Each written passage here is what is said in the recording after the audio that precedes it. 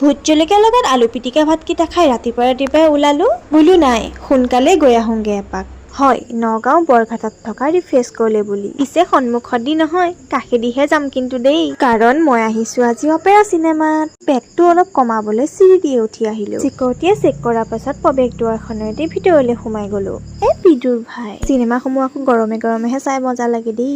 তিনিওটা show' ticket ফুল হোৱা দেখি 11:15 আৰু এটা শ্ব' বহাই দিলে। তাকে দেখি টিকেটটো বুকিঙে কৰি পেলালো। চিনেমাখন বাৰু চাই লওঁ, পিছত ৰিভিউ দি আছো।